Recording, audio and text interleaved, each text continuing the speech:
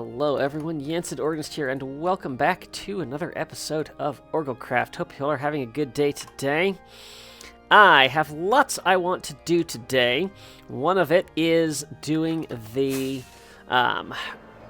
wall around the center of the city. I went through and took out some of the glow lichen, and I already think it looks better. Not sure how much more I want to remove. But yeah, I'm going to play around with that a little bit. But this is one of the things that we're going to get to today. The other is I promised you more houses, and I have 3 more designs that I'm going to showcase here as we continue thinking about what this neighborhood is going to look like. But first and foremost, I have a road that I want to get done. So I need to do some terraforming and get the road laid, so we are starting there today.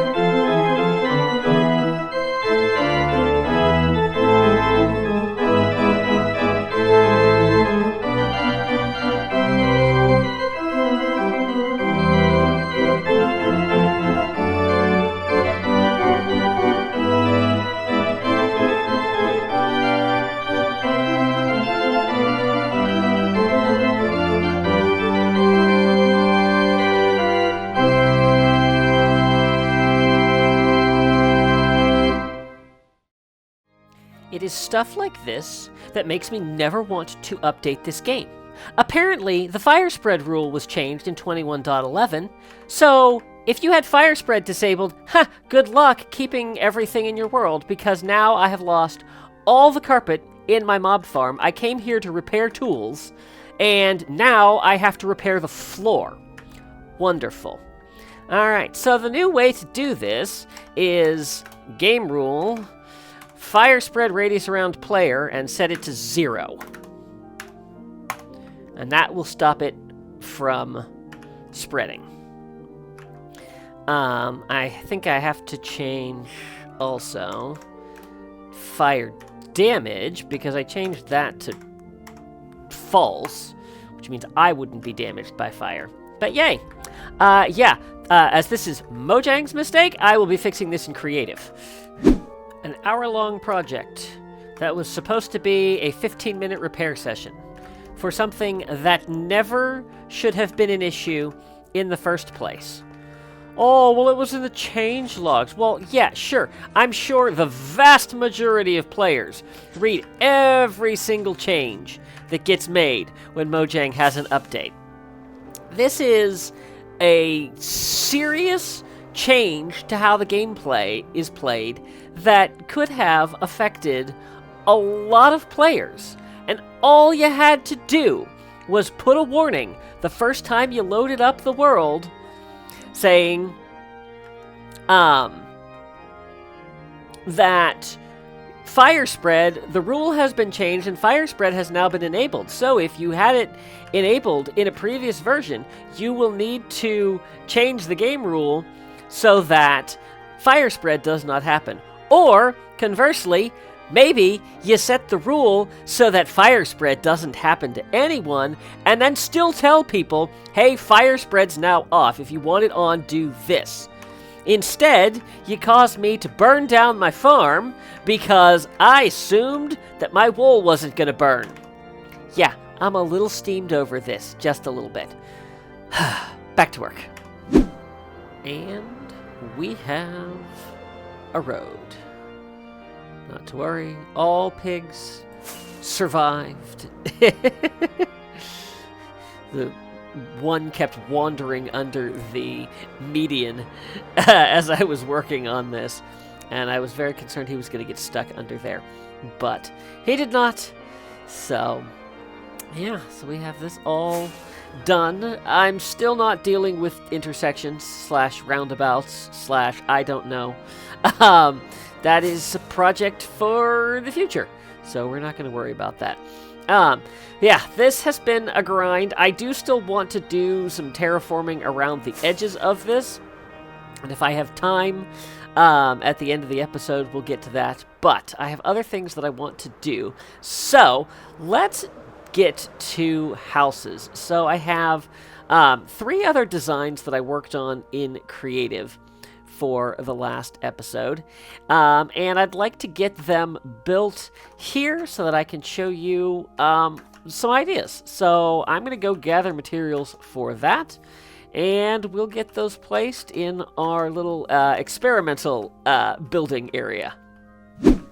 Alright, so of course we saw this last week. This was prototype house number 1, so now let me show you prototype house number 2. So with this one, kind of following the idea of, you know, somewhat blocky structures, lots of glass, but then a contrast between like more modern materials slash color, so a nice solid concrete, and then some natural stone in there as well. So we have that with the tuff, which this probably is a fireplace. But I do like how it goes.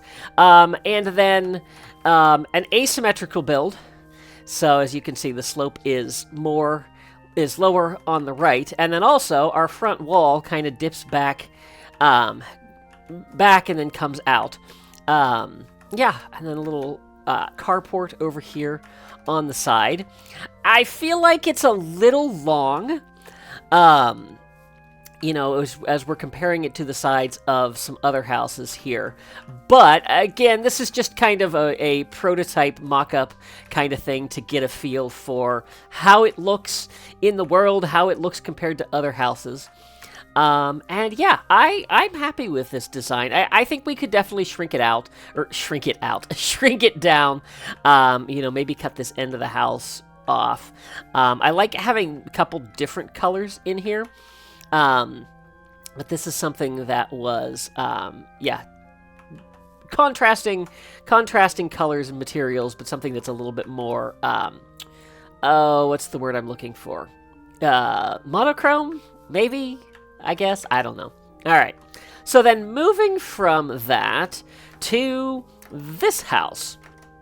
So someone had mentioned in the comments last week that this style is really kind of known for like curving lines, asymmetry, and definitely, you know, a little bit of things that have no function but just exist. So I found the picture of this house, and it had this huge arcing roof over the entryway. It kind of went up and out. So did as best as I could to replicate that here, and then some bold colors, some contrasting colors, a little cyan terracotta with some orange glass. We have this kind of support pillar here that just comes up. and then a little bit of a like gravel planter around the side. I know that I want a lot of terracotta for representing grass, especially if we do like, you know, green terracotta, lime terracotta. You get those nice like clean lawnmower lines. But yeah, this one, we're not looking at the back of that one. The back of that one is flat, but this one I did a little bit more in terms of lines and angles and things, and I really like how this one turned out. The struggle is going to be, because I definitely saw this in a lot of things that I looked at, is all these curving lines, and curving lines in Minecraft on this small a scale is tough. You know, so it's probably something that it's more going to be like sharper angles, and then curve things where I can. But I do like this. I feel like this is a fairly good size. It's definitely more along the size of this house than this one here. I guess let's free cam. Actually, no, I think these two are comparable. But yeah, so this is another example. And then third example is something completely different, and this is over here, and this is kind of, I don't know what to call styles of things, but this is kind of like modern, but like nature oriented. So I think the picture that I was looking at in one of the times was Falling Water, the Andrew Lloyd Wright house in Pennsylvania that has the creek flowing through it. But yeah, and I saw some other things of the idea of, you know, more like earth tones in there and incorporating you know, elements of nature. So we got a little pond in here, which I was gonna say did have fish in it. You know, some natural plants. Again, kind of open, you know, floor plan in here, a little patio with a skylight, that's the word I'm looking for. You know, but then something, you know, this little bit of roof section out here. The reference image I was looking at only showed from one side, so I'm not sure what the function of that was, but I do think it looks nice. And I mean, these houses are for decoration. They're not going with function. I'm probably not going to do interiors on there. But yeah, again, asymmetrical, and I'm not sure about the mud bricks. I do like them. I like them in this particular house. I'm not sure how well they work with the other houses in the area. That's also why I put it over here, because these are more of the solid colors, you know, whereas this is more complementary earth tones. But yeah, I really like this house. I'm happy with how it turned out. I had a lot of fun putting the pond together. This is why I didn't get these built last time, was because I spent so much time designing all of these houses. Yeah, and lots of different materials. Gathering that took definitely a bit of time. But yeah, so let's kind of fly up here. I don't know how well I can get all of these in one shot, but yeah. So what are we thinking about all of these? I actually feel like we have a fairly good mix of styles. At least, I will say, let me bring my head back up. 1, 2, 3, 4, 5. I feel like these 5 houses work really well together. In terms of a neighborhood, this one is too small. I think I can take this idea and expand upon it. But it's definitely too small. This feels more like it would be, you know, like a guest house as part of a larger house, as opposed to an actual house itself. Yeah, I feel like this could fit. I also feel like this might be a nice style to just do as a completely separate neighborhood. So, you know, and we had talked about multiple neighborhoods. Actually, let's go look at our map. Because I actually outlined where I wanted different neighborhoods to be. So let's take a look at this here. Okay, it's very, very tiny. But we have zoom now. And of course they're upside down. So neighborhood 3 there. I need to update those maps. Neighborhood 2 over there. And where's neighborhood 1? Neighborhood 1 over there. And I don't know if I had a fourth one. Yes, we did have a fourth one there. Okay, so whoops. So I did kind of break this up into quadrants. I'm not sure about this being a neighborhood anymore, because we're definitely going to have a resort over here. And then I tell you what, this actually might be a decent area for a more like nature-based neighborhood, as you've got the hills here, which I don't necessarily want to tear down. You kind of have this little cove here, which could be kind of nice to work things in. Now I had intended to put a power plant out here. I don't think I realized this desert was here. Yeah, I know that I had intended to put the power plant out here somewhere. Here, yes. And I think I might want to relocate this. Because if we go up here, yeah, a nuclear power plant right here is not going to do great things for sight lines for a neighborhood. So we could possibly tuck that elsewhere. I might have to think about where we could put that. I would like it to be coastal. Because a lot of times you do have them where they are near bodies of water.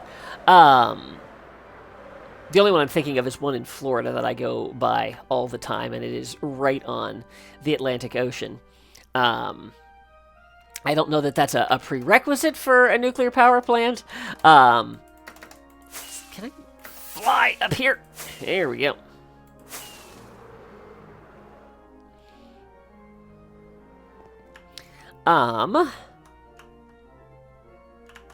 You know where we could possibly put it?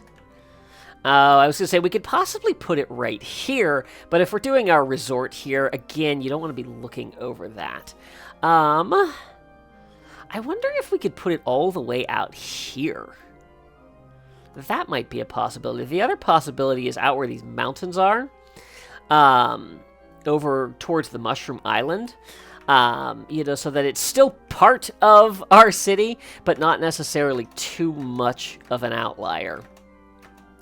Yeah, I don't know. I'm going to keep thinking about that. I really like the idea of turning this into kind of a more natural, nature-oriented neighborhood, and then maybe keeping this one here as more modern. And then I think I need to keep playing around with styles, to see what else I can come up with that we might be able to find, other themes for other neighborhoods as we go around this place. Yeah, I think I had intended the amusement park to be outside of the highway. I'm just looking at this area right now going, oh, there is so much terraforming that's going to need to be done to make this space usable. Oh, boy. Okay, future Yensid problems. We're not going to think about that now. Just got done with a major terraforming project. And we got many more to go. But, yeah, okay. I'm feeling really inspired with the neighborhoods.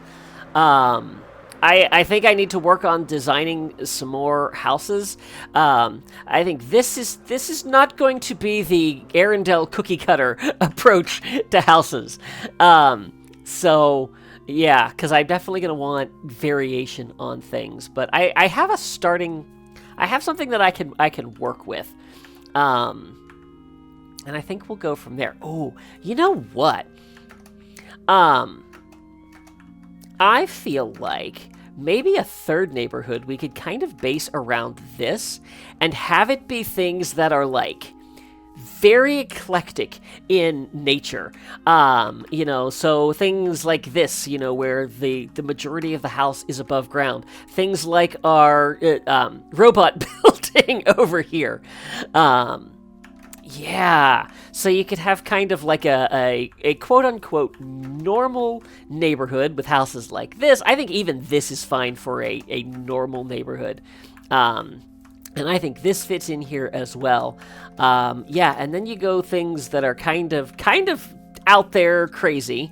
Yeah, and then we have our natural style. And then I'm almost thinking,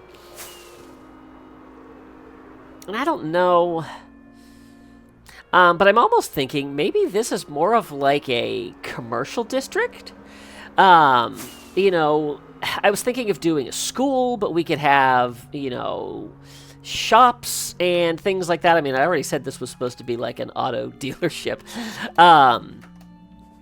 So yeah, this could be like our commercial, you know, educational district, and then we have our resort and 3 neighborhoods and an amusement park.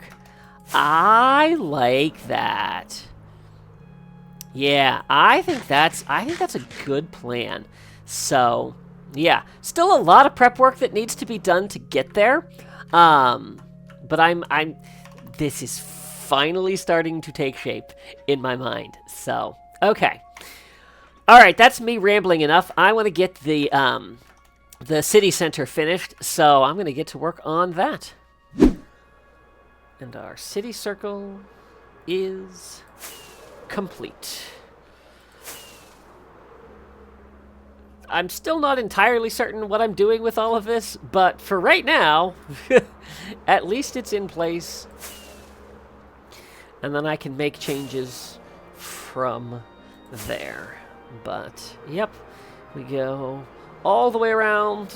Obviously, I don't go all the way to the ground over here, so that's going to be a thing that needs to get fixed. Actually, that's the only place that it doesn't go all the way to the ground, because everywhere else I did pull everything all the way down. I need to take this down, because I don't need this anymore. Because now that the whole thing is built, I don't have to stair-step my way up to it. But there we go. Well, I started off with a ton of things that I wanted to accomplish in this episode, and I've accomplished all of them. Woohoo! Yay, go me.